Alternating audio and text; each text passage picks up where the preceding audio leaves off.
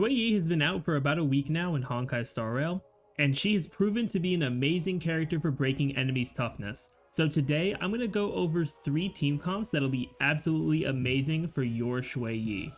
Now, the really cool thing about these team comps is they are actually pretty versatile for the most part. I only think only one of them isn't the most versatile, just because there aren't too many options for it to begin with. But starting out here with our first team comp, it's going to be a Ruan Mei centric break effect team, where you're definitely going to be running Xueyi and Ruan Mei together. Now, the reason I say that this team is, a bit versatile is because while you can run Xueyi as like a DPS, like the main DPS for the team, you could also run her as a sub DPS. Because the main thing you want to be getting for Xueyi are those karma stacks so she can do her follow-up attack. And to do that, you want to deal a good amount of weakness breaks and just weakness break damage. So yeah, having her Ruan Mei will increase her own break effect for when you get the actual weakness break. And that also boosts her own attack as well. So these two together pair very well. And depending on how you're building the team, if you're using Xueyi as a main DPS, you can put either a second support character like Bronya, Tingyun. You can also run even like Asta, Hanya, any of the Harmony characters, to be honest. Or you can run a debuffer as well.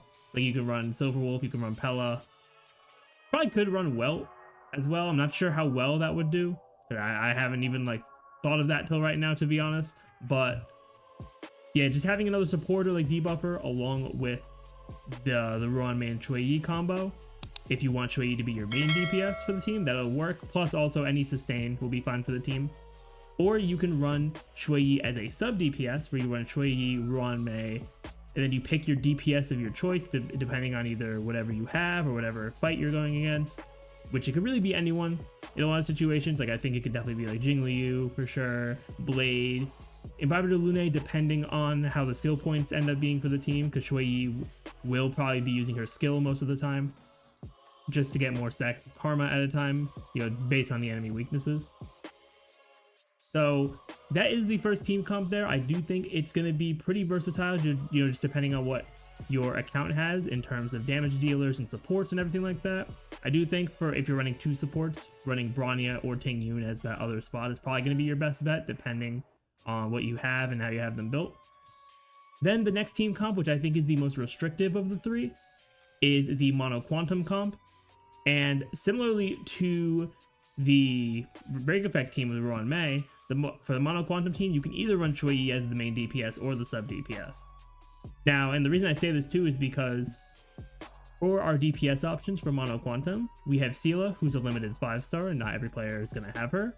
And then you have Qingque, which I really think is only a really good character to build once you have her at E4 or higher.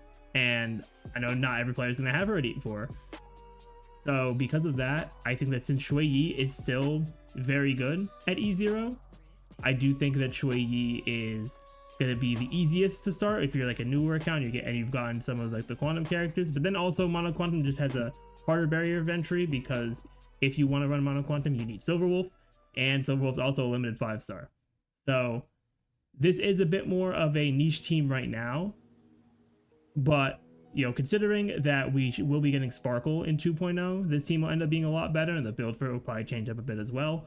But having Xueyi here basically just confirms that every attack that you're doing, because of Silverwolf's weakness type application on the enemies, will always give her stacks of karma. So she's going to be getting a lot of follow-up attacks, especially if you're fighting enemies that are just weak to quantum naturally.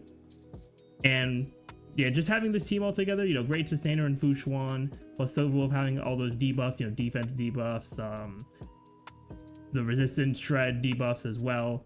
You're just going to be doing a lot of damage on this team, and it's just going to be really good in general. Not exactly the peak of Mono Quantum, because I think that will be once Sparkle comes out, but again, we don't have much information on Sparkle just yet. Then the last team I want to go over here, which is one that at first I didn't really consider, but then when I thought about it, it's actually a very strong team comp if you run these kind of characters, and it is going to be a follow-up attack grouping with Xueyi here. Now, I put just like the 4, I feel like the 4 most often characters that follow-up attack, being Topaz, who has a lot of follow-up attacks, Clara, who does a pretty solid amount. Kafka gets a guaranteed one every turn. And then for March 7th, I believe she gets a certain amount per time she ults. It's either per time she ults or per time she shields. I forget which one, but she still gets a decent amount of follow-up attacks because her shields do increase the aggro on your allies. So these characters here, if the enemy is weak to their follow-up attack, that means that it'll increase the karma stacks for Xueyi. So that'll increase the amount of time she'll be able to get a follow-up attack off that.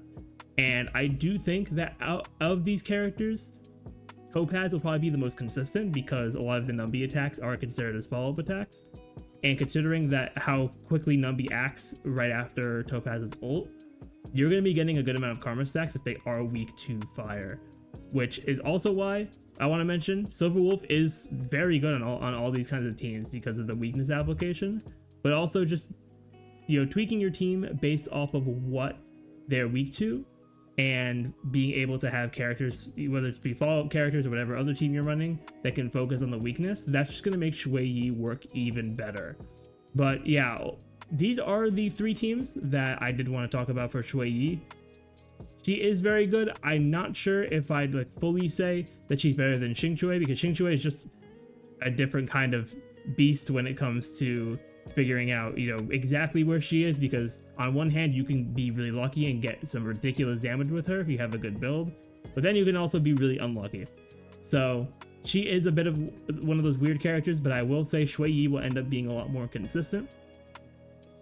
But yeah, let me know in the comments down below what you all think of these teams, what you think of Xueyi so far. But with that, I'm gonna end it off here. Thank you all for watching. If you enjoyed and you haven't already, definitely be sure to leave a like, comment, subscribe to the channel, and ring that notification bell. With that, I will see you all next time.